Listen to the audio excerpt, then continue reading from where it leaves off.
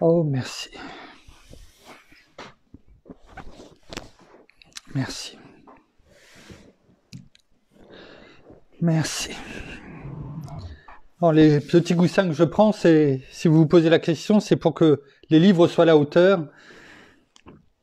Et donc, ce qui me permet comme ça de pouvoir être concentré sur ce qui est dit. Merci Seigneur, merci. Conduis-nous, bien-aimé Saint-Esprit, dans le nom de Jésus encore ce matin, afin que la parole et la parole seule soient enseignées. Oui.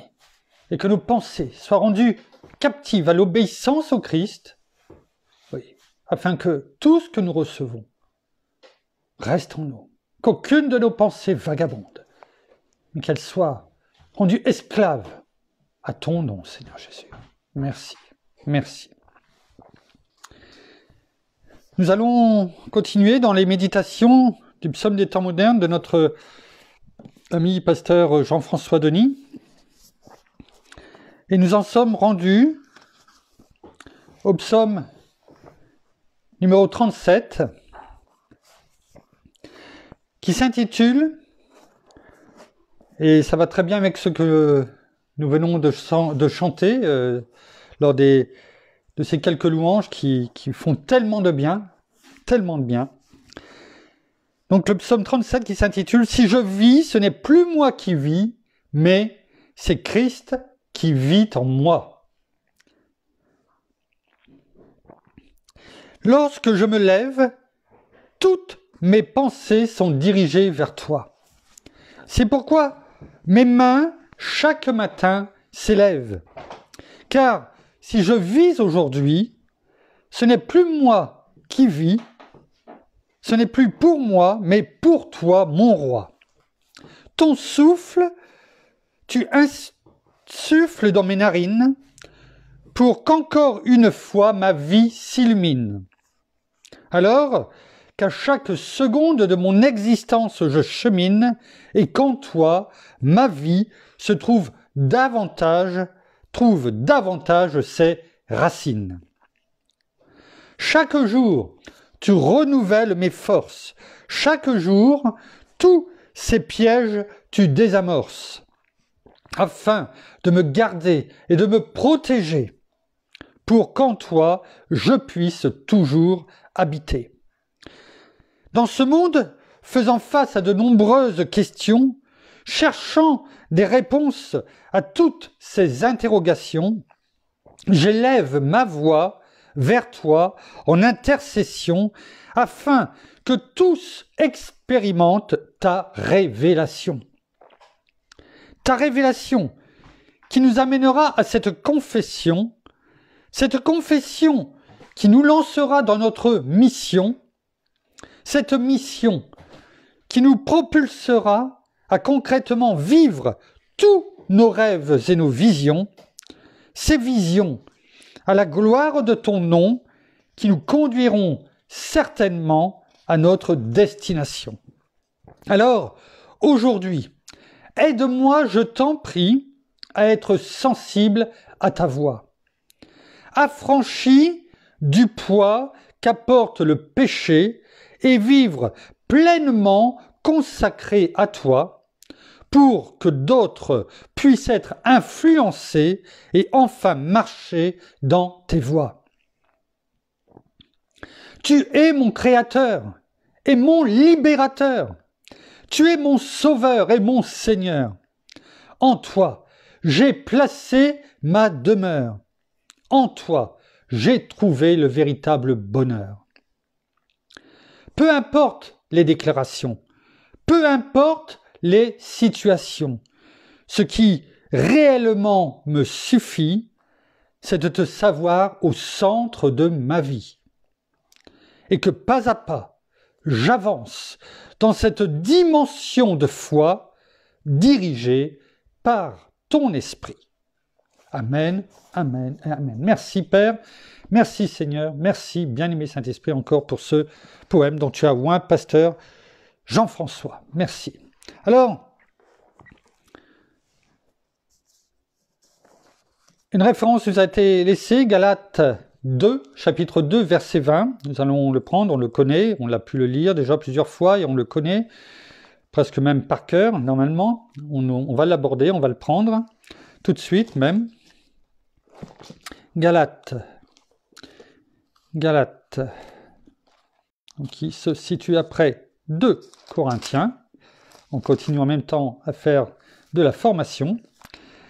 1 Corinthiens, 2 Corinthiens, Galates 2, chapitre 2, verset 20, il est écrit « Je suis crucifié avec Christ, et ce n'est plus moi qui vis, c'est Christ qui vit en moi. Ma vie présente dans la chair, je la vis dans la foi au Fils de Dieu qui m'a aimé et s'est livré lui-même pour moi. » Beaucoup de choses, nous pourrions dire beaucoup de choses sur ce verset. Alors, pour, comme je le disais hier, éviter la redondance, nous allons partir ce matin vers un sujet qui n'est pas forcément très facile, certes, donc c'est pourquoi il faut quand même rester concentré, et peut-être qu'il y aura besoin de le réécouter une deuxième fois, mais c'est important parce que ce sont les fondations. Ce sont des fondations de la vie chrétienne qui nous permettent ensuite de faire ce que nous avons étudié cette semaine, c'est-à-dire de bien marcher dans la voie chrétienne, sur la route chrétienne et surtout dans toutes ces vertus chrétiennes. Mais avant toute chose, avant de marcher dans toutes ces vertus, eh bien, il faut que nous comprenions ce que veut dire ce verset, en partie du moins, parce que on ne va pas tout étudier ce matin.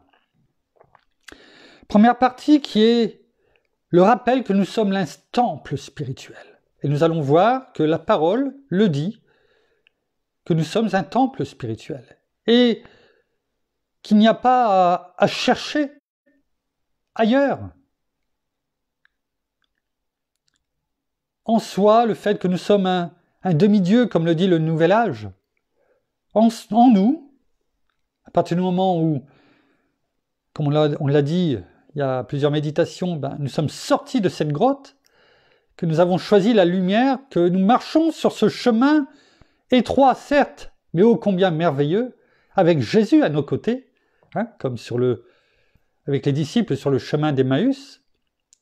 À partir du moment où notre Seigneur nous a dit « Viens et suis-moi » et que nous avons laissé derrière nous les choses du monde, que nous l'avons suivi, contrairement au jeune homme riche, que notre Seigneur nous a dit de prendre notre croix chaque jour et que nous la prenons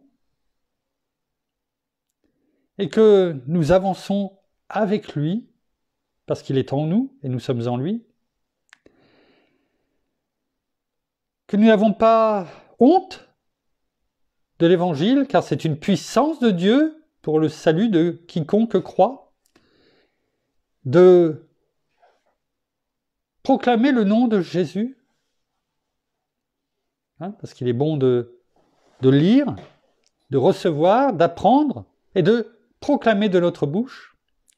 Alors, il est vrai que ces temps-ci, nous pouvons moins sortir, c'est clair, ce qui ne nous empêche pas de faire toutes ces méditations, parce que peut-être que l'ennemi a voulu fermer les portes des églises, mais finalement, comme à la croix, quand il a voulu crucifier Christ en croyant que ça allait être sa victoire à l'ennemi, à Satan, finalement c'était sa pire défaite, parce qu'en crucifiant Christ, c'est lui que Christ crucifiait en même temps à la croix. Et notre Seigneur non seulement nous offrait la vie éternelle pour ceux qui venaient, qui croyaient en son nom, qui venaient à lui, qui pliaient les genoux, qui le recevaient comme Seigneur et Sauveur de sa vie, mais en même temps, il déchirait le voile du temple et nous donnait un libre accès au lieu très saint. Tout cela, c'est un résumé de beaucoup de méditations que nous avions vues. Et aujourd'hui, si l'Église, en tant que bâtiment, est fermée, je peux vous dire que la parole est prêchée encore plus aujourd'hui qu'hier. Au travers de tous ces groupes de maisons qui sont des lumières partout dans le monde. Je lisais dernièrement un article très court qui disait que depuis le confinement, la Bible, qui était quand même le livre le plus vendu au monde, et pas depuis qu'aujourd'hui, depuis bien longtemps, avait fait un bond de 40% dans les ventes. C'est-à-dire que, quand je l'ai lu, cet article, il y a peut-être une dizaine de jours, la Bible était vendue 40 fois plus qu'avant le confinement. Merci Seigneur. Merci. Et malgré tout, malgré que la Bible ait été traduite dans de multitudes de langues, il y a encore, si je ne me trompe pas, plus de la moitié de la Terre qui n'avait pas encore la Bible dans sa langue, a priori, sur ce que j'ai pu lire. Donc il y a encore beaucoup de choses à faire. Mais l'ennemi, une fois de plus, a été vaincu. Et c'est toujours la réalité, la parole le dit, il a été vaincu à la croix, il a été mis sous nos pieds, en tant que croyant, en tant que disciple de Christ, il a été cloué à la croix, il a été mis sur la place publique. Et il faut partout dans le monde que l'on continue à prier pour toutes ces personnes qui ne connaissent pas notre Seigneur. Que les gouvernants de ce monde, eux-mêmes, non pas déchirent leurs vêtements, mais déchirent leur cœur. Et dans un cri glorieux, crient à notre Seigneur. Comme par exemple, c'est ce que j'ai lu hier, le Premier ministre australien qui a glorifié, qui a crié, qui a prié notre Père dans le nom de Jésus pour la libération de son pays, pour la guérison de son pays.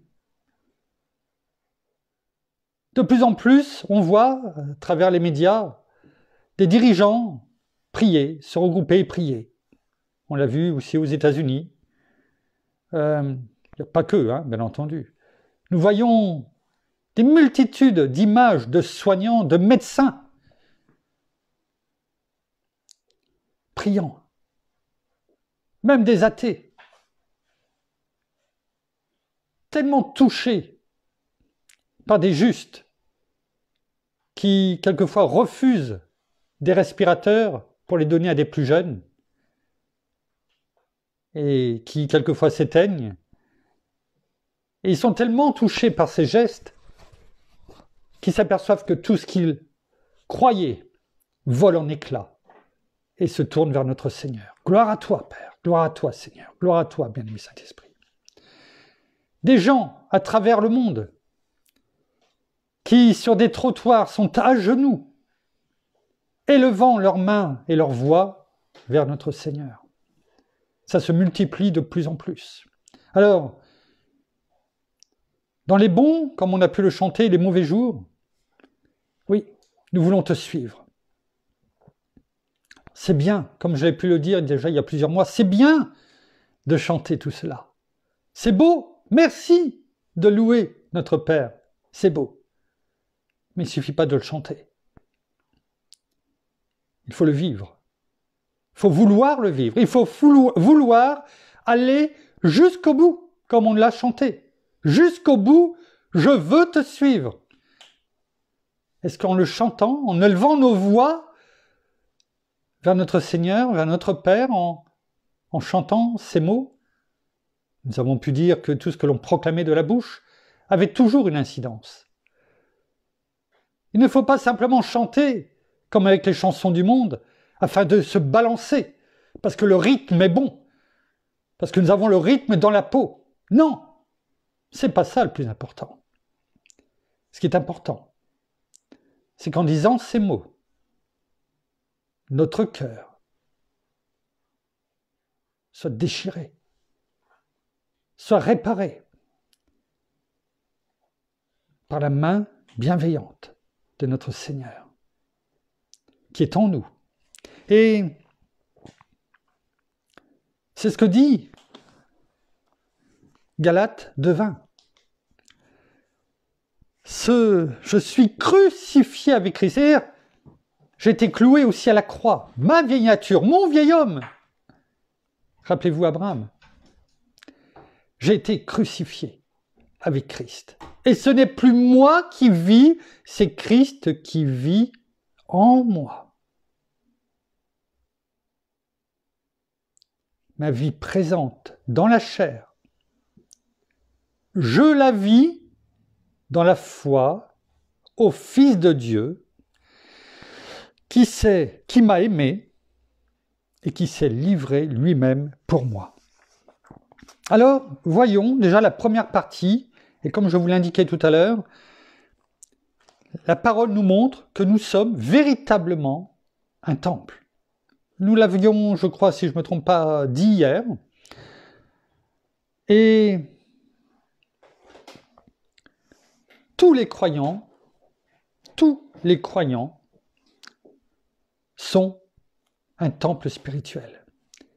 Il est dit dans la parole même des sacrificateurs, un peuple de sacrificateurs. Hein? Alors voyons ce que dit 1 Corinthiens justement 3,16. Hein? Il est dit, 1 Corinthiens 3,16, il est écrit? Non? Non? Personne ne veut le dire? Alors, 1 Corinthiens 3,16.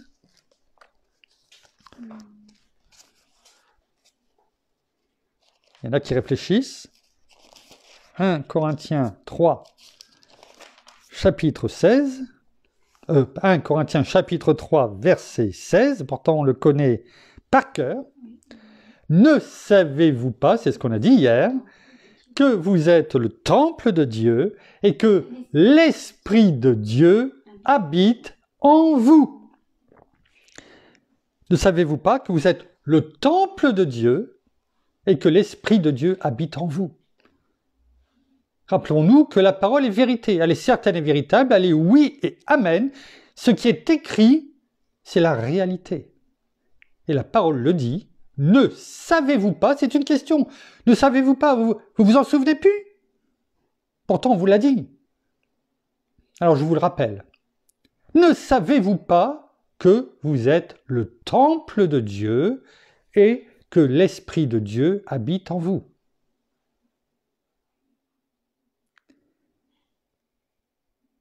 Dans 1 Corinthiens, chapitre 6, verset 19. Un peu le même verset dit de façon différente que dit l'apôtre Paul à l'église de Corinthe. Ne savez-vous pas ceci? Votre corps est le temple du Saint-Esprit qui est en vous et que vous avez reçu de Dieu. Et vous n'êtes pas à vous-même. Vous ne vous appartenez plus. Vous êtes le temple du Saint-Esprit. Hein? Vous ne le savez pas? Je vous le répète, je vous le redis. Vous êtes le temple du Saint-Esprit qui est en vous et que vous avez reçu de Dieu au nom de Jésus. Ce n'est pas une promesse. Il y a des superbes promesses pour nous en tant qu'enfants de Dieu. Mais là, ce n'est pas une promesse. C'est un fait. C'est factuel. C'est en nous. Nous sommes le temple de Dieu. Il n'y a pas à chercher qui nous sommes. Nous sommes le temple de Dieu. Et l'Esprit de Dieu habite en nous. Notre bien-aimé Saint-Esprit est en nous, comme nous l'a déjà dit notre Seigneur Jésus lui-même. Il est en nous pour nous enseigner, nous rappeler tout ce que notre Seigneur a à nous dire. Donc il est en nous. Point final. Allons dans 2 Corinthiens. 2 Corinthiens, chapitre 6. 2 Corinthiens, chapitre 6, verset 16.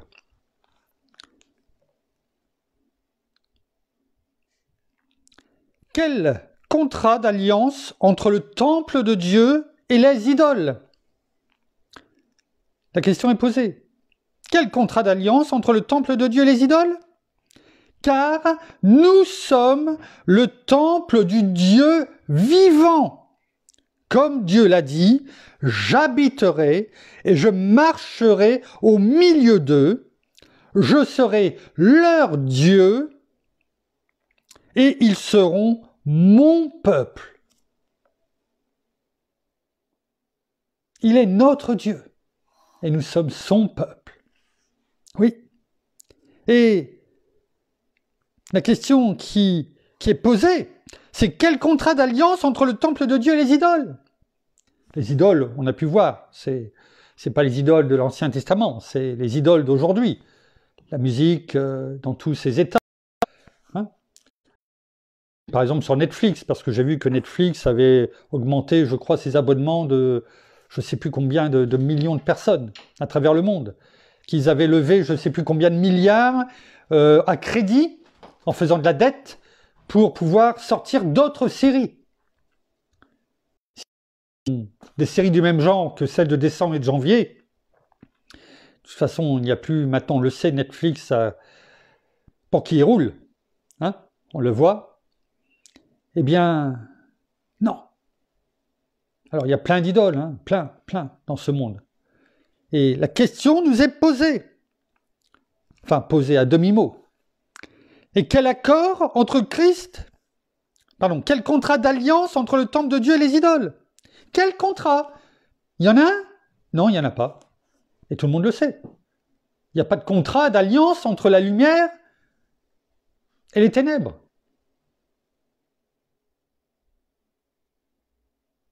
Il ne peut pas. Même la lumière d'une bougie n'a pas d'ombre. La lumière d'une bougie n'a pas d'ombre. Il ne peut pas y avoir de mélange entre la lumière et les ténèbres. Donc il n'y a pas d'alliance entre le temple de Dieu que nous sommes et les choses du monde, la vie mondaine, où tu serviras l'un et tu haïras l'autre, et ainsi de suite. On ne peut pas servir 2 maîtres à la fois. Comme disait Élie, jusqu'à quand clocherez-vous? On l'a déjà dit souvent, mais il est bon de le répéter. On ne peut pas aller, quand ça nous plaît, dans le monde, et quand nous en avons besoin, vers notre Seigneur, vers notre Père. Non.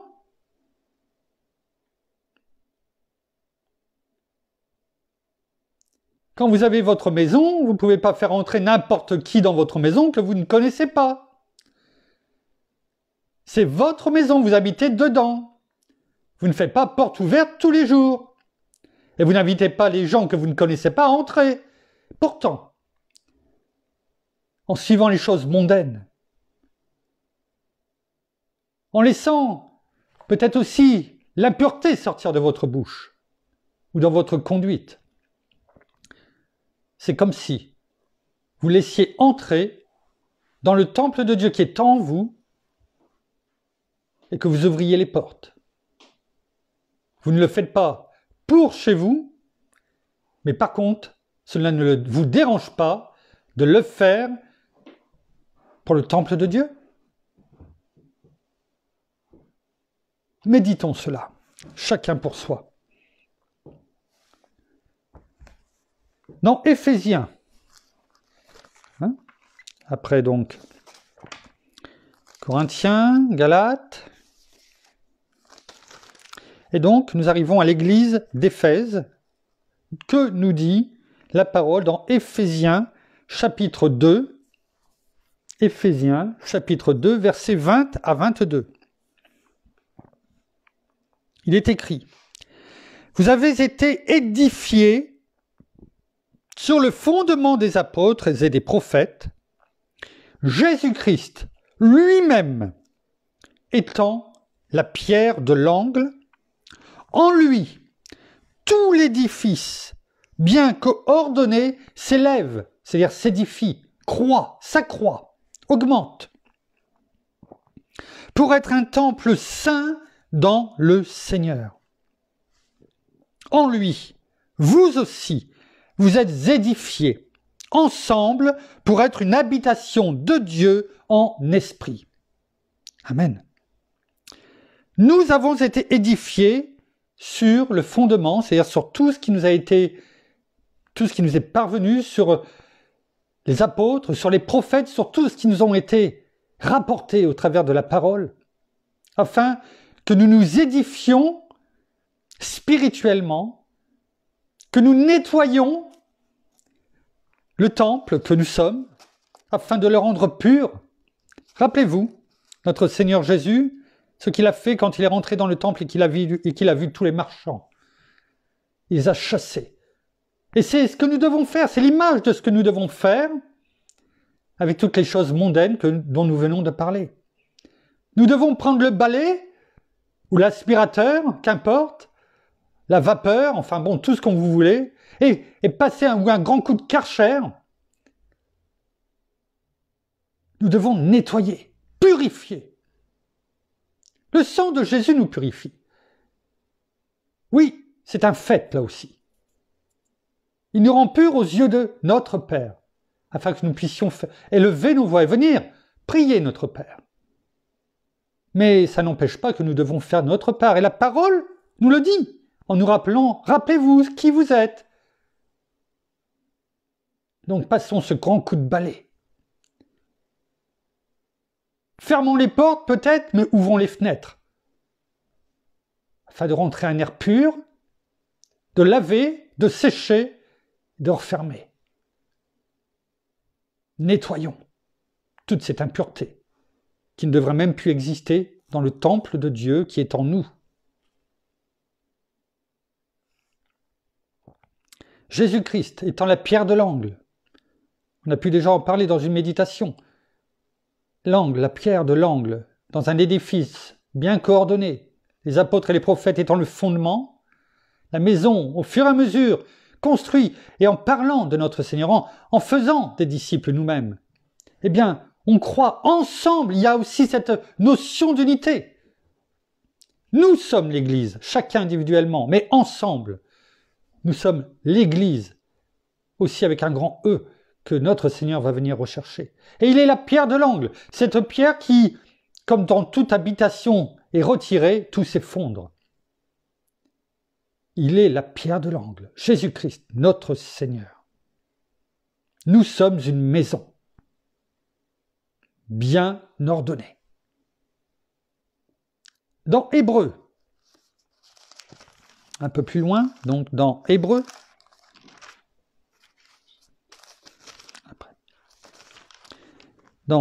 après 1 Timothée, 2 Timothée, Tite et Philémon, nous avons Hébreux. Hébreux chapitre 3, verset 6. Il est écrit « Mais Christ » Alors quand même, pour situer le contexte, on a pu le voir, mais bon, si je vous lis simplement le verset, c'est lorsque il est dit, la parole dit que Jésus-Christ est supérieur à Moïse et à Josué, que Moïse a servi fidèlement la maison de Dieu, mais comme un serviteur. Hein, on a pu le voir déjà. Il a fait sa part, mais pour la maison de Dieu, à travers le peuple d'Israël, mais en tant que serviteur de Dieu. Et là, la parole dit, mais Christ l'est, quant à lui, non pas comme un serviteur, hein, c'est sous-entendu, mais Christ l'est comme un fils sur sa maison. Nous sommes sa maison. Si nous retenons fermement jusqu'à la fin l'assurance et l'espérance dont nous nous glorifions. Là encore, c'est clair comme de l'eau de roche. Il est dit, nous sommes sa maison, à qui ? À Christ, qui est comme un fils sur sa maison. Merci. Merci Seigneur. Allons maintenant dans 1 Pierre. 1 Pierre chapitre 2. 1 Pierre chapitre 2 versets 4 et 5. On revient sur l'exemple de notre Seigneur Jésus-Christ comme la pierre étant la pierre angulaire. versets 4 à 5. « Approchez-vous de lui, pierre vivante, rejetée par les hommes, mais choisie et précieuse devant Dieu. Et vous-même, des pierres vivantes, édifiez-vous pour former une maison spirituelle, un saint sacerdoce, en vue d'offrir des victimes spirituelles agréables à Dieu par Jésus-Christ. » Nous sommes des pierres vivantes qui composent cette maison dont le Fils de Dieu, notre Seigneur Jésus-Christ, règne comme un fils sur sa maison. Des pierres vivantes rejetées par les hommes, oui, forcément. Lorsque nous passons des ténèbres à la lumière, nous sommes rejetés par les hommes. Ils ne comprennent pas. Ils ne comprennent pas. La croix est une folie pour les hommes. Folie pour les hommes. Alors oui, nous sommes rejetés. Nous pouvons aussi être humiliés, bafoués. Et certains, et chacun, je dirais même, à travers de sa vie chrétienne, en tant que disciple, et plus on avance, plus on se rapproche. Comme on l'a chanté, on veut que tu sois au centre de notre vie. Comme le dit pasteur Jean-François. C'est bien beau tout ça. Mais sommes-nous prêts à être rejetés par les hommes, bafoués, critiqués, et non pas réagir, mais en disant « Père, tu vois, à toi le jugement, comme il nous est demandé. À toi de les juger. Tu entends, tu vois, à toi de les juger, ou en tout cas de les attirer à toi. » Et comme notre Seigneur Jésus-Christ sur la croix, qui a dit « Père, pardonne-leur, parce qu'ils ne savent pas ce qu'ils disent, ce qu'ils font. » Oui. Est-ce qu'on est prêt à prier plutôt pour nos accusateurs, plutôt que de réagir violemment? Parce que, comme je vous l'ai dit tout à l'heure, c'est beau de chanter. Mais sommes-nous prêts à faire tout ceci? Chanter et oublier derrière, être des auditeurs oublieux comme quand la parole le dit, c'est chanter parce qu'on aime le rythme. Et ça ne rend pas gloire à notre Père, à notre Seigneur. C'est comme si on faisait un sacrifice, un holocauste. Tiens, allez, je te donne ça. Hein. En se disant, j'ai bonne conscience, je lui ai donné ça, c'est très bien. Et je continue derrière. Non. Notre Seigneur Jésus a dit au jeune homme riche, viens et suis-moi. Va vendre tout ça. Sépare-toi de tout ce qui fait ta vie, entre guillemets, mondaine. C'est ce message qui nous est donné aujourd'hui. Sépare-toi de tout ça. Prends ta croix et suis-moi. Suis-moi.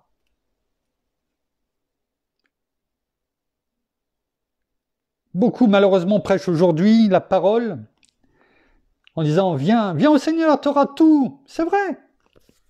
La parole le dit. La parole le dit. On aura tout ce qu'il faut, tout ce que nous avons besoin, parce que notre Père le sait. Alors viens, tu vas être heureux, tu vas voir, c'est formidable. Le monde des bisounours. Oui. Mais ces personnes-là oublient la première partie. Cherchez premièrement le royaume et la justice de Dieu. Et à ce moment-là, oui, tout le reste vous sera donné par-dessus. Mais avant, cherchez premièrement le royaume et la justice de Dieu. Gardez les commandements de notre Seigneur gravés sur la table de votre cœur et faites ce qu'il vous demande. Alors oui, à ce moment-là, on vit la vie chrétienne comme elle l'est véritablement. On voit ce que notre Seigneur lui-même a dû subir, lui le Fils de Dieu. Et nous croyons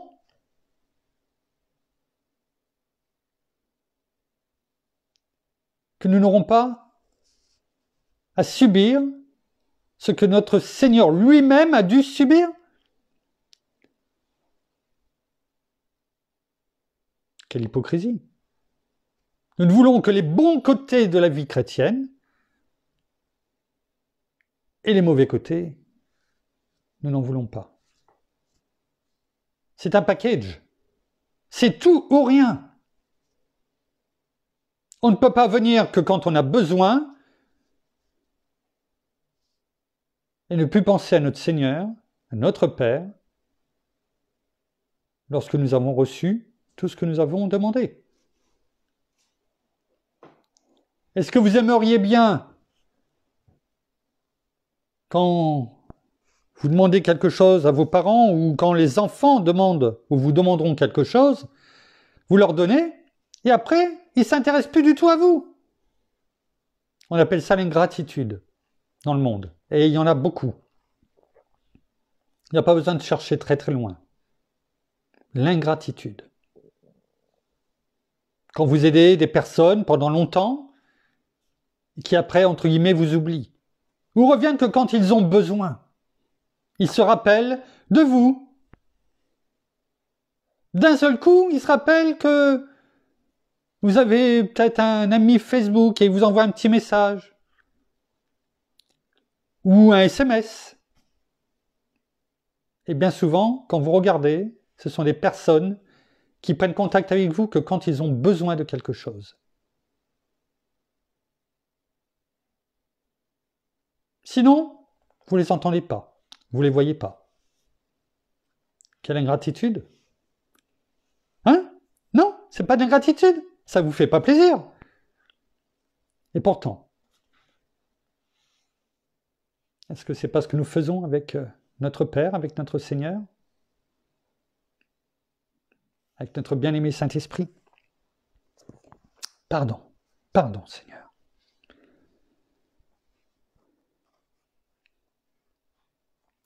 Donc, Christ, oui, Christ habite dans le croyant. Et ceci est révélé, a été révélé par la venue du Saint-Esprit. Alors, on le voit, et là c'est clair, on l'a déjà pu le prendre au travers de certaines méditations, dans Jean 14, versets 20 à 23. Enfin, Jean 14, verset 20 en premier, et le verset 23 ensuite. Il est écrit en ce jour-là, c'est notre Seigneur Jésus-Christ qui parle, en ce jour-là, vous connaîtrez que moi, je suis en mon Père, vous en moi, et moi en vous. Le cercle vertueux, parfait. Une unité totale. Nous ne faisons qu'un. Une sacrée assurance, hein? Une assurance tout risque pour la vie. Une assurance pour la vie, et non pas sur la vie. Non pas une assurance vie, mais une assurance pour l'éternité. Verset 23. Lorsque Jésus répond à Jude, non pas l'Iscariote, mais Jude, que l'on retrouve dans la parole juste avant l'Apocalypse, Jésus lui répondit, « Si quelqu'un m'aime, il gardera ma parole, et mon Père l'aimera. Nous viendrons vers lui, et nous ferons notre demeure en lui. » On l'avait pu le dire, j'avais dit que c'était merveilleux. Merveilleux. Tellement beau qu'on va le relire encore une fois. « Si quelqu'un m'aime, il gardera ma parole, et mon Père l'aimera. Nous viendrons vers lui, et nous ferons notre demeure chez lui. » On le voit. Notre demeure chez lui par notre bien-aimé Saint-Esprit, bien entendu, que notre Père nous a envoyé par Jésus-Christ. Et on voit par là, par ces versets, que Christ habite en nous par l'Esprit de Dieu. C'est beau, c'est magnifique, mais bien souvent, bien entendu, on retient comme toujours ce qui nous intéresse, c'est-à-dire la fin, qui est belle, le happy end. Et tout le monde vécut heureux et eurent beaucoup d'enfants. Formidable! Oui, mais avant de vivre heureux et d'avoir beaucoup d'enfants, qu'est-ce qui s'est passé? Alors on dit, on est tellement heureux qu'on ne se rappelle plus les difficultés. Oui, c'est vrai. Mais avant tout, il faut quand même faire quelque chose. Et ce quelque chose, c'est de garder la parole de Dieu, ses commandements, et de les mettre en pratique. Et à ce moment-là, oui, on peut dire, et notre Seigneur le dit, que c'est à ce moment-là, eh bien, qu'on peut dire qu'on l'aime. Hein, c'est au verset 21 de ce même chapitre 14, dans Jean. Celui qui a mes commandements et qui les garde, c'est celui qui m'aime. Celui qui garde mes commandements celui qui a mes commandements et qui les garde, c'est celui qui m'aime. Celui qui m'aime sera aimé de mon Père. Moi aussi, je l'aimerai et je me manifesterai à lui. Eh oui, avant d'être heureux, que nous soyons cette demeure, que notre bien-aimé Saint-Esprit vienne en nous, que nous ne soyons qu'un, comme nous l'avons lu tout à l'heure, il faut, avant tout, faire notre part. Garder les commandements, les préceptes de Dieu, les mettre en pratique. Nous avons pu le voir dans les dernières méditations. Je veux bien, oui, merci. C'est le temps de se désaltérer, de s'hydrater, merci. Merci. Jean 17. Jean 17, versets 22 et 23. Il est écrit, c'est toujours notre Seigneur Jésus qui parle. Et moi, je leur ai donné la gloire. Alors c'est cette fameuse, magnifique prière sacerdotale que nous avons pu étudier avec Notre Père. Et moi, je leur ai donné la gloire que tu m'as donnée, afin qu'ils soient un comme nous sommes un. Moi en eux et toi en moi, afin qu'ils soient parfaitement un et que le monde connaisse que tu m'as envoyé et que tu les as aimés comme tu m'as aimé. Magnifique. C'est ce que nous voulons vivre. Nous l'avons chanté. Et nous voulons le vivre. Mais nous avons vu ce que nous devons faire. Nous ne sommes pas des chrétiens, des disciples du dimanche.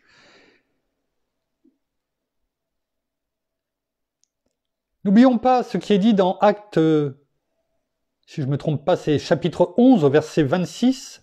Dans la première partie du verset 26, il est écrit « C'est à Antioche que pour la première fois, les disciples furent appelés chrétiens. »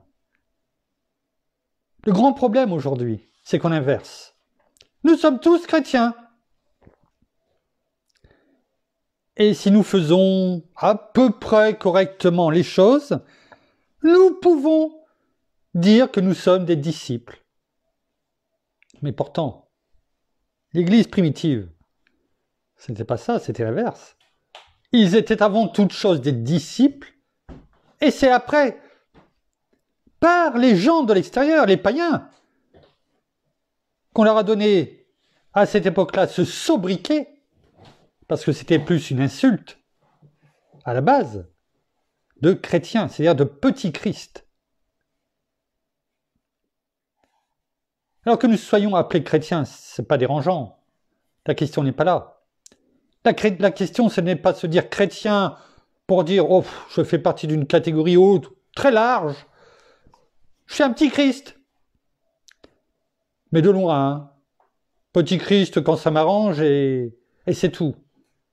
Soyons avant toute chose, comme l'Église primitive, des disciples, avant d'être appelés chrétiens par le monde si ça leur fait plaisir. Mais soyons avant toute chose des disciples. Ne renions pas ce qu'est un disciple. Un disciple suivait, à l'époque, c'est pour ça qu'on appelait, on voit dans la parole qu'il est dit à Jésus, rabbin, rabouni. Pourquoi? Parce que à cette époque-là, il y avait une multitude de maîtres. C'est ça que ça veut dire, rabbin, rabouni, maître. Et chacun suivait ses maîtres. Et on appelait ceux qui les suivaient des disciples.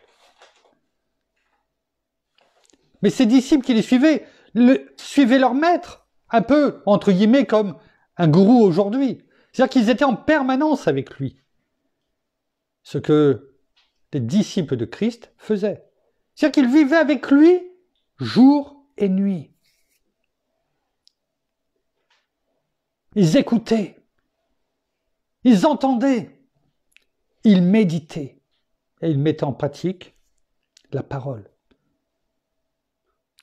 C'est ça, un disciple, selon Christ.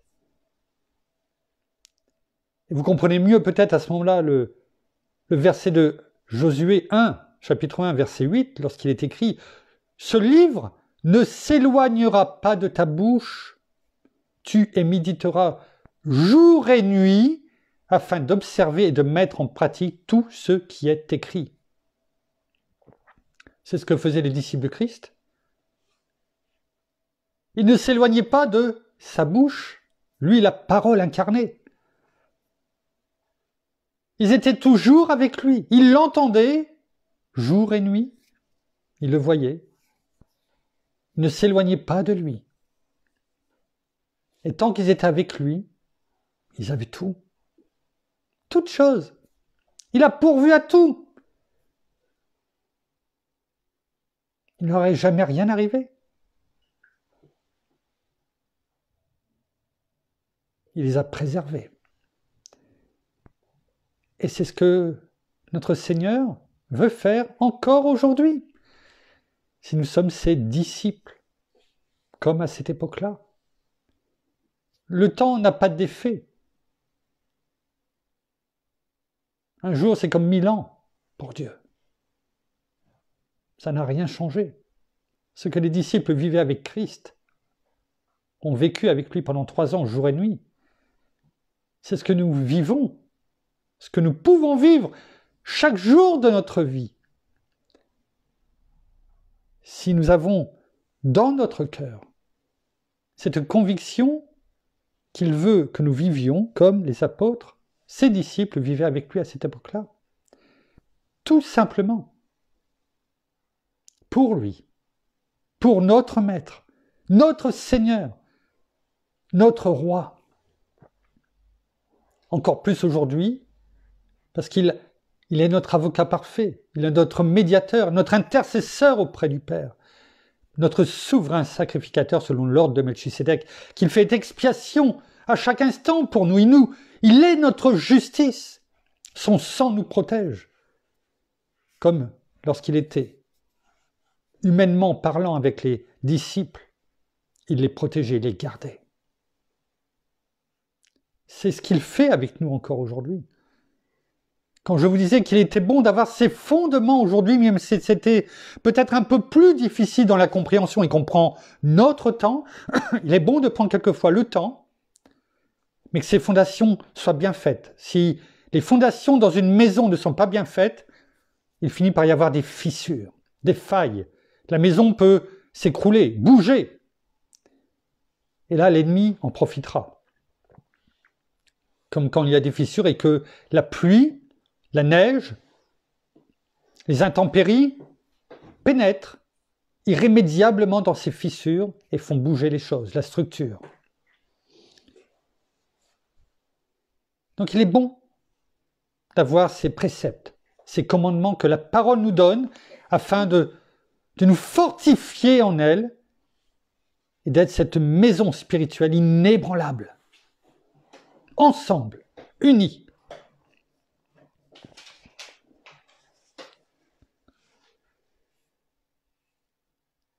Donc là, nous étions dans Jean 17. Voyons maintenant dans Romains. Romains, chapitre 8. Romains, chapitre 8, verset...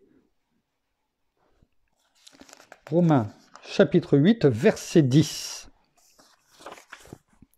Et si Christ est en vous, le corps, il est vrai, est mort à cause du péché, mais l'esprit est vie à cause de la justice. Sa justice.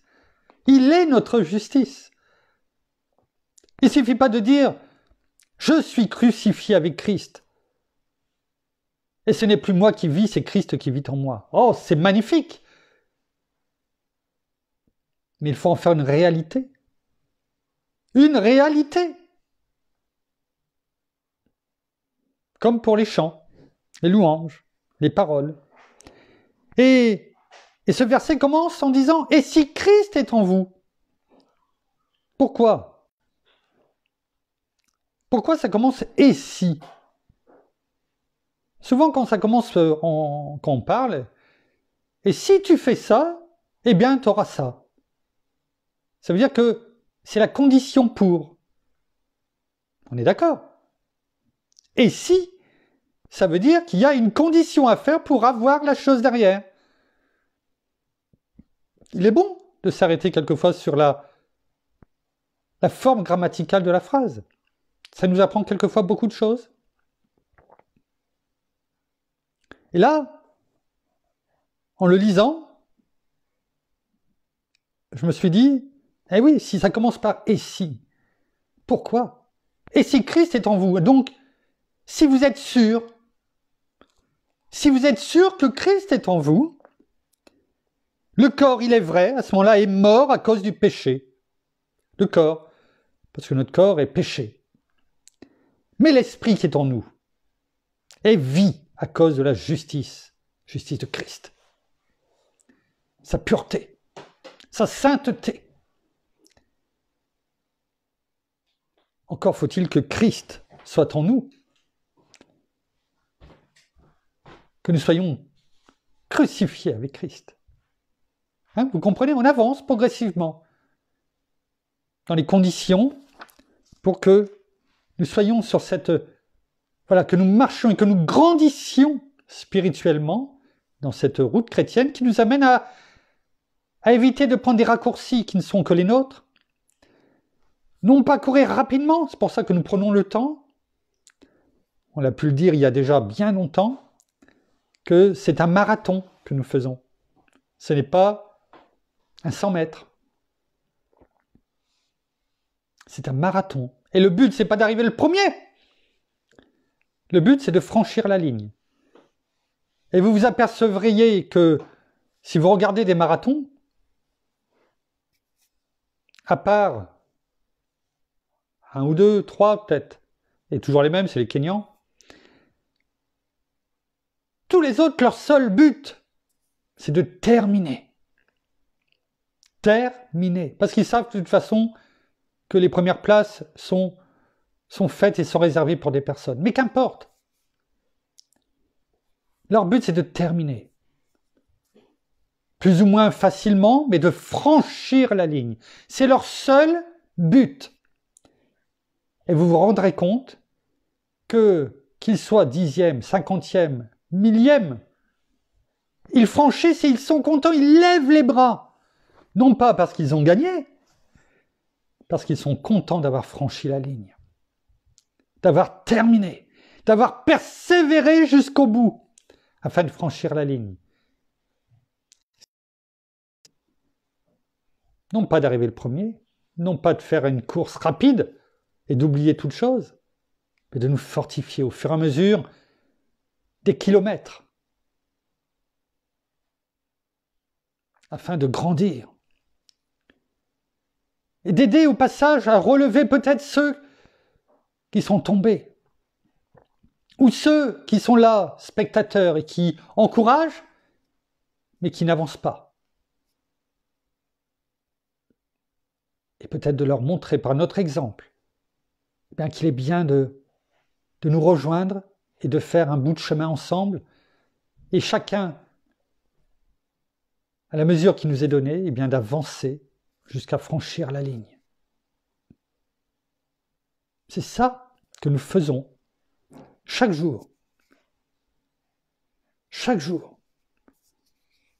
C'est un entraînement. Comme les sportifs s'entraînent chaque jour, parce que s'ils ne le font pas pendant une semaine, ne serait-ce qu'une semaine, 5-6 jours, eh bien il leur faut, je ne sais plus exactement les jours, certains, peut-être Pasteur Jean-François qui a couru, à un moment donné, il s'est entraîné pendant 3 ans, je crois, c'est ça, hein, tous les jours, à part le dimanche, eh bien, pour faire ces 300 km qu'il devait faire pour ramasser des fonds, pour soutenir ceux qui étaient dans le besoin au niveau nourriture, eh bien, il faut s'entraîner tous les jours. Sinon, le corps, eh bien, perd. Je crois que 5 jours ou 6 jours d'arrêt, c'est 3 semaines pour récupérer. Et je me dis, eh bien, chaque jour, merci Père, merci Seigneur, merci bien-aimé Saint-Esprit pour ce que tu nous permets de vivre et de faire. Chaque jour, nous nous fortifions musculairement notre muscle spirituel. Et il devient de plus en plus fort, afin de pouvoir nous préparer à marcher de façon à faire ce marathon. Une fois par semaine ou une fois et demie par semaine, eh bien, ça nous permettait de nous entretenir, mais pas forcément d'avancer, de nous préparer à quelque chose que seul notre Père et notre Seigneur sait qui doit arriver. Notamment avec ce que l'on vit aujourd'hui, mais ce n'est rien à côté de ce qui arrive.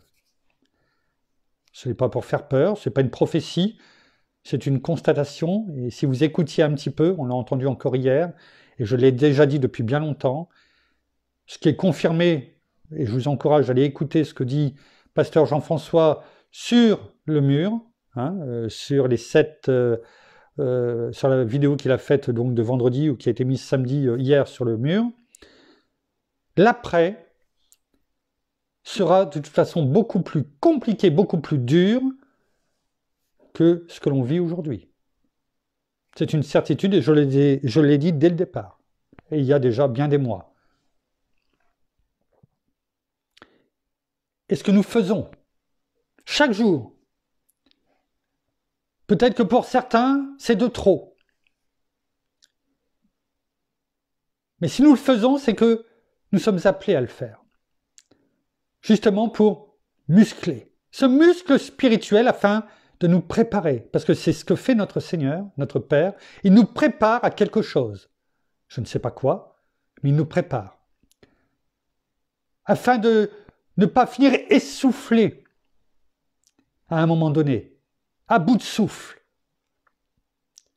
Mais parce que tous les jours, 7 jours sur 7, nous avons musclé notre muscle spirituel, et bien nous serons prêts en temps et en heure à faire ce qu'il nous demandera. Merci pour cette révélation. Merci.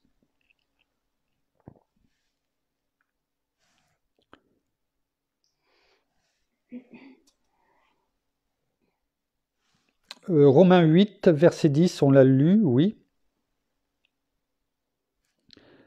Voyons maintenant Éphésiens 3, versets 17 à 19. Éphésiens 3. Éphésiens. Comme toujours, je fais attention parce qu'il y a pas mal de petits papiers. Éphésiens 3.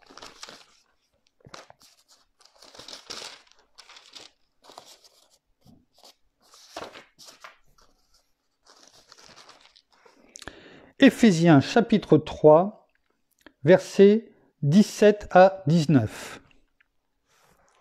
Il est écrit: que le Christ habite dans vos cœurs par la foi et que vous soyez enracinés et fondés dans l'amour pour être capables de comprendre avec tous les saints, c'est ensemble, quelle est la largeur, la longueur, la profondeur et la hauteur, et de connaître l'amour du Christ qui surpasse toute connaissance, en sorte que vous soyez remplis jusqu'à toute la plénitude de Dieu. Et ceci est rendu possible que par la foi. Cette foi qui nous est donnée par grâce, afin que nous comprenions tout cela. Paul a fait cette prière pour l'église d'Éphèse, mais c'est également pour nous aujourd'hui. Que le Christ habite dans vos cœurs par la foi. Dans ce temple que nous sommes, qui nous remplisse totalement de son amour et que nous contemplions la largeur, la hauteur, que ce soit du nord, du sud, de l'est ou de l'ouest, un amour rempli afin que nous soyons dans sa plénitude. Colossiens. Allons dans l'église de Colosse pour voir ce que Paul leur a laissé comme que Dieu a voulu que Paul leur laisse comme parole. Colossiens chapitre 1 versets 25-27. Il est écrit: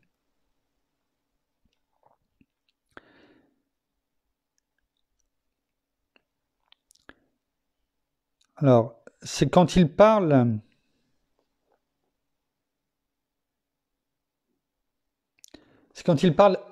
de l'Église, avec un grand E. C'est d'elle que je suis devenu serviteur. Donc c'est de l'Église avec un grand E, l'Église de Christ, que je suis devenu serviteur. J'ai été chargé par Dieu de vous annoncer pleinement la parole de Dieu. Pas un petit peu, pas quelques passages. Une fois de temps en temps, lors d'un GDM ou d'un culte le dimanche. Je n'ai pas dit que c'était pas bien.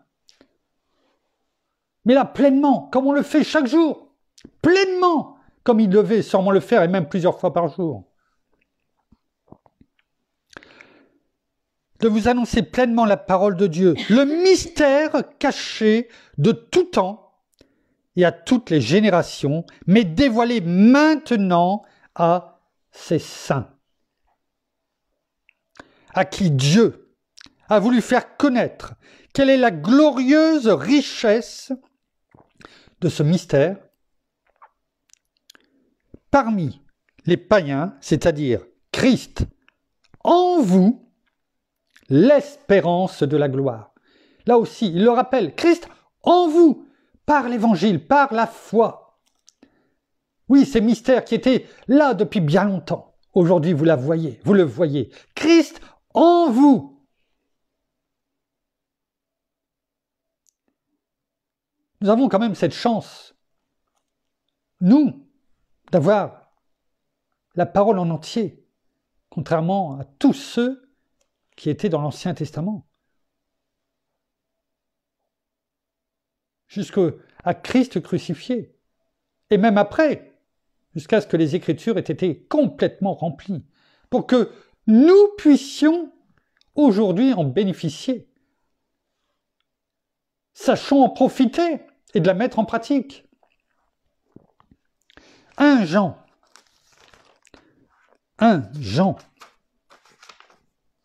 première épître de Jean, chapitre 3, verset 24. 1 Jean, chapitre 3, verset 24. Dernier verset du chapitre 3, il est écrit « Celui qui garde ses commandements demeure en Dieu. » C'est S-E-S, hein, c'est pas C-C-E-S. Hein, c'est pas ceux qu'on voit là-bas. Hein. Ouais, ses commandements à lui, quoi. Non, c'est S-E-S. Celui qui garde ses commandements demeure en Dieu et Dieu en lui. Ça vous rappelle pas quelque chose, ça? Ce que notre Seigneur a dit dans Jean 14. Et nous reconnaissons à ceci qu'il demeure en nous par l'Esprit qu'il nous a donné. Notamment à partir du verset 18 jusqu'au verset, on va dire 27. Hein. Relisez Jean 14 à partir du verset 18, à partir du verset 18, même verset 15 jusqu'au verset 26, 27, et vous verrez, et vous retrouverez exactement en résumé ce qui a été dit ici. Apocalypse. Apocalypse. Apocalypse 3, verset 20. Apocalypse 3, verset 20. Il est écrit, « Voici, je me tiens à la porte et je frappe. » C'est notre Seigneur Jésus qui parle dans Apocalypse 3. Et il dit, « Voici, je me tiens à la porte et je frappe. » C'est un gentleman. Il rentre pas, il pourrait rentrer par force, mais non. Il se tient à la porte et il frappe. Et il attend qu'on vienne ouvrir. C'est un gentleman. Il ne forcera jamais rien, ni personne. On a ce libre arbitre, ce libre choix. Si quelqu'un entend ma voix et ouvre la porte, j'entrerai chez lui. Je souperai avec lui et lui avec moi. Amen. C'est un gentleman, il frappe et il attend. Et ce qui est beau, c'est qu'il aurait pu dire celui qui entend frapper. C'est quelque part, quand on y réfléchit, c'est la suite logique. Quand on... Moi, ça me dit ça quand je lis là. Et ça m'était jamais apparu comme ça. Quand on entend quelqu'un frapper à la porte, on dit « Ah, il y a quelqu'un qui a frappé !» Non? C'est ce qu'on répond. Et là, notre Seigneur ne nous dit pas ça. Il a dit « Et je frappe ». Et il dit ensuite « Si quelqu'un entend ma voix et ouvre la porte ». Si quelqu'un entend ma voix, est-ce qu'on répond ça, nous, franchement, quand on entend frapper? Ah, j'ai entendu la voix, là, de... Non, on dit j'ai entendu frapper. Et notre Seigneur nous surprend toujours par des versets que nous avons tellement l'habitude pourtant d'avoir lus. Et là, je me dis, mais c'est vrai, en le lisant, il nous dit, mais il ne nous dit pas si j'entends frapper. Lui, si quelqu'un entend ma voix. Il ne suffit pas d'entendre simplement un petit bruit. C'est la voix. La voix de Christ m'appelle. On l'a chanté tout à l'heure. Vous voyez, comme quoi les louanges ne servent pas simplement qu'à avoir le rythme dans la peau, comme on le disait tout à l'heure. Hein? Oui. Une chanson comme ça, j'ai le rythme dans la peau. Hein? Hein? Ouais. Il ne suffit pas d'entendre. C'était la musique dans la peau. Hein? C'était ça. Hein? Ouais. Il ne suffit pas d'entendre la musique et de se balancer.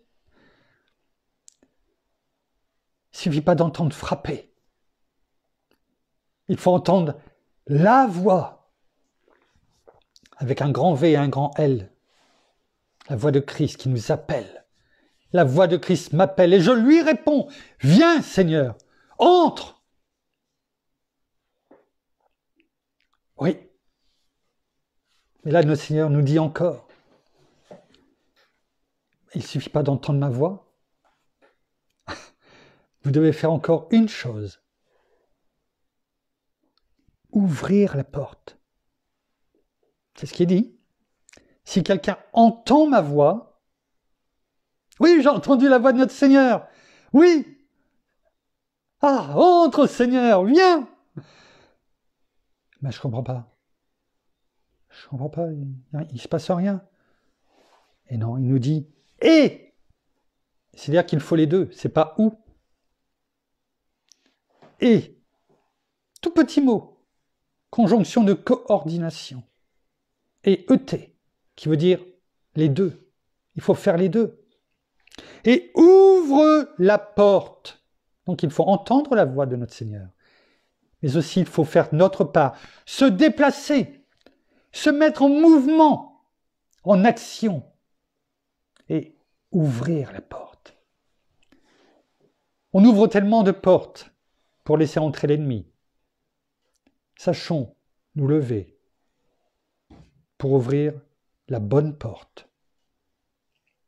et recevoir Christ à notre table, parce qu'il dit « je souperai avec lui et lui avec moi ». Oh, merci. Tout est possible pour tous. Tout est possible pour tous. C'est ce que nous dit aussi ce verset. Chacun, quelle que soit la personne, quel que soit son passé, tout est possible. Il suffit de se lever, d'entendre la voix, de se lever et d'aller ouvrir la porte. Quel que soit son passé, il est toujours temps de recevoir Christ dans sa vie.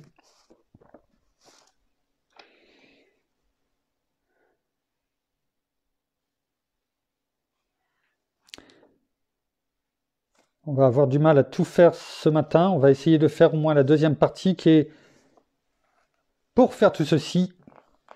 Il faut le faire parce que sinon on n'aura fait qu'une partie du Galates 2, chapitre 20. Tout ceci, tout ce que nous avons vu, pour cela, il faut que nous ayons une vie totalement livrée à Christ. Pour que nous puissions vraiment dire « Je suis crucifié avec Christ ». Et ce n'est plus moi qui vis, c'est Christ qui vit en moi. C'est-à-dire qu'il faut que nous ayons livré totalement notre vie, comme la fin de Galates 2:20 nous dit, que Christ, pour Christ qui m'a aimé, et s'est livré lui-même pour moi. Il a fait volontairement. La réciproque aujourd'hui, c'est ce qu'il nous demande, c'est d'être pareil, de nous livrer à lui. Que nous soyons d'abord morts au péché. Donc allons voir dans Romains. On va essayer d'accélérer un petit peu. Dans Romains, chapitre 6, Romains, chapitre 6, verset 2. Il est écrit, on peut même dire le verset 1, « Que dirons-nous donc? Demeurions-nous dans le péché afin que la grâce abonde ?» Est-ce qu'on peut être dans le péché et voir la grâce abonder? Non. C'est ce qu'il dit, chapitre 2, verset 2. Certes non. Nous qui sommes morts au péché, comment vivrions-nous encore dans le péché? Ce n'est pas possible. Si on est mort au péché, on ne peut pas continuer à vivre dans le péché. Romains 6, verset 7, il est écrit « Car celui qui est mort est quitte du péché. » Et quitte du péché. Donc si on est mort au péché, on est quitte du péché. On n'a pas à pécher. Romains 6, verset 11. Il est écrit « Ainsi vous-même, considérez-vous comme mort au péché et comme vivant pour Dieu en Christ Jésus. » Comme on l'a dit tout à l'heure, on est appelé à être la lumière du monde et non pas l'ombre de cette lumière. On est appelé à être la lumière du monde. Donc on ne peut pas être mort au péché et continuer à être dans le péché. Ce n'est pas possible. On est vivant pour Dieu en Christ Jésus. Dans Galates, Galates 5,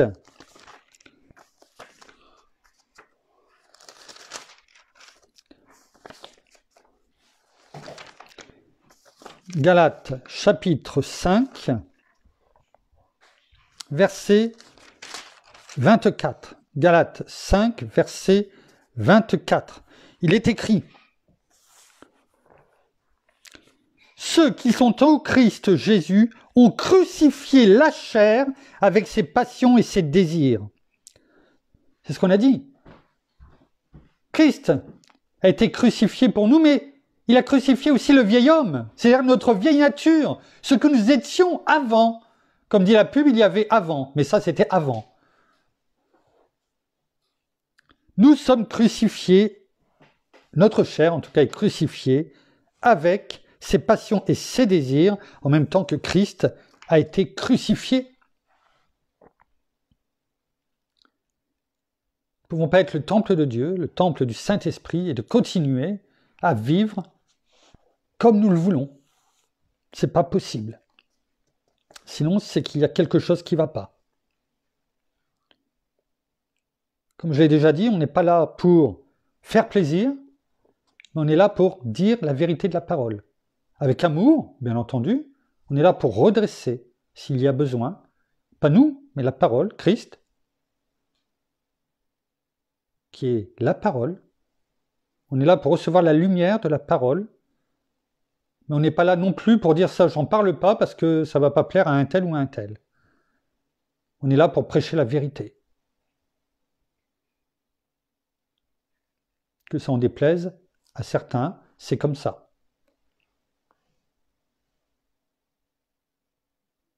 Colossiens,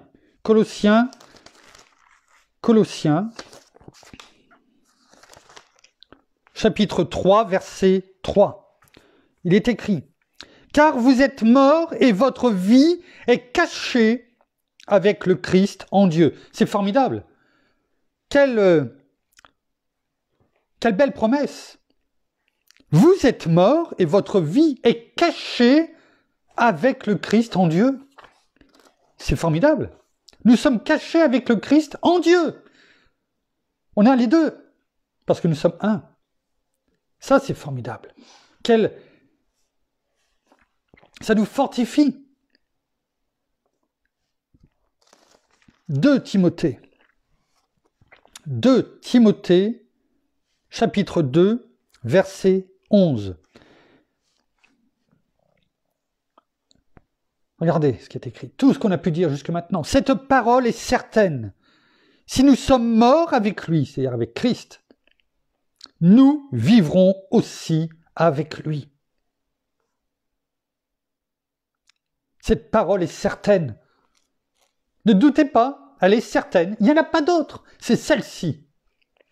Si nous sommes morts avec lui, nous vivrons aussi avec lui. 1 Pierre.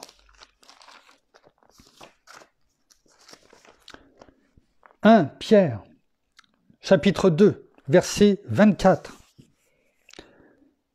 Lui qui a porté nos péchés en son corps sur le bois, c'est-à-dire sur la croix, afin que, morts à nos péchés, nous vivions pour la justice, lui dont la meurtrissure vous a guéris. 2 choses là. Lui qui a porté nos péchés, il s'est fait pécher pour nous. Il a pris tous nos péchés, entre autres choses. Tout. Il s'est fait pécher pour nous. En son corps sur le bois, sur la croix, afin que, morts à nos péchés, sommes morts à nos péchés. Christ a tout pris sur lui, à la croix. Nous vivions pour la justice, pour Christ. Lui dont la meurtrissure vous a guéri. Et là, on ne va pas rentrer dans le détail, mais là, il nous est encore rappelé, à la fin de ce verset, que non seulement il s'est fait pécher pour nous, afin que nous ayons cette vie, si nous l'acceptons, si nous le reconnaissons, mais qu'en plus, nous avons reçu la guérison. Car la guérison est indissociable du salut. Et nous devons avoir cette communion parfaite avec la mort de Christ. On arrive à la 3e et dernière partie qui est beaucoup plus courte. Et on peut le voir dans Romains. Que nous dit Romains 6, verset 6 ? Romains 6, verset 6. Il est écrit: « Nous savons que notre vieille nature a été crucifiée avec lui. » C'est ce que nous disons. On a la confirmation par la parole. La parole confirme toujours si nous sommes dans la vérité ou pas. Merci, merci. Nous savons que notre vieille nature a été crucifiée avec lui, afin que ce corps de péché soit réduit à l'impuissance et que nous ne soyons plus esclaves du péché. Nous savons que nous ne sommes plus esclaves de la peur, combien de fois nous l'avons chanté, mais nous ne sommes plus esclaves du péché parce que nous savons, pas parce qu'on nous le dit, parce que nous savons, c'est gravé sur la table de notre cœur. Nous savons que notre vieille nature, notre vieil homme, rappelez-vous, on avait pris ce verset-là pour Abraham, notre terra a été crucifié avec lui. Ça a été enterré, cloué au bois. Et comme Abraham, quand il a enterré son père, a pu poursuivre le chemin et revenir dans le chemin de sa destinée, eh bien notre corps de péché est réduit à l'impuissance. Notre corps de péché, il est écrit qu'il est réduit à l'impuissance. Quand on est dans l'impuissance de faire de quelque chose, c'est-à-dire qu'on ne peut pas le faire. C'est impossible. C'est impossible. Et nous ne sommes plus esclaves du péché. Quelqu'un qui n'était plus esclave, eh bien, il était libre. On est soit esclave, soit libre. Et si nous ne sommes plus esclaves du péché, eh bien, nous sommes libres. Non pas libres de faire ce que nous voulons, mais libres de faire ce que Christ nous demande de faire.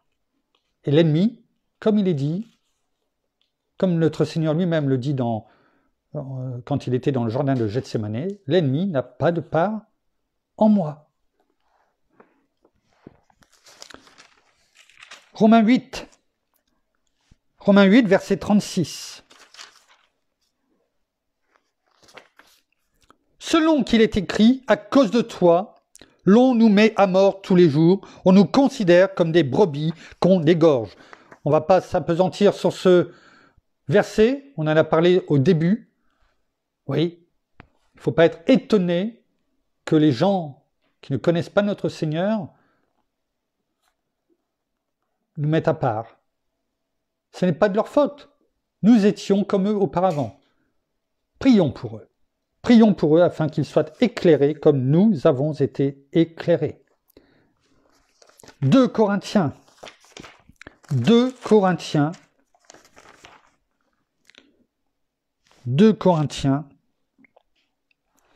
chapitre 4, verset 11. Car nous qui vivons, nous sommes sans cesse livrés à la mort à cause de Jésus, afin que la vie de Jésus se manifeste aussi dans notre chair mortelle. Là aussi, ça rejoint ce que nous avons pu dire. Oui. Nous sommes sans cesse livrés, en pâture, entre guillemets, eh bien, à toutes ces personnes qui ne connaissent pas Christ. Comme le Seigneur nous l'a dit dans sa parole, quand il a dit aux apôtres, « Je vous envoie parmi les loups, mais je serai toujours avec vous. » Rappelons-nous cela. Rappelons-nous cela.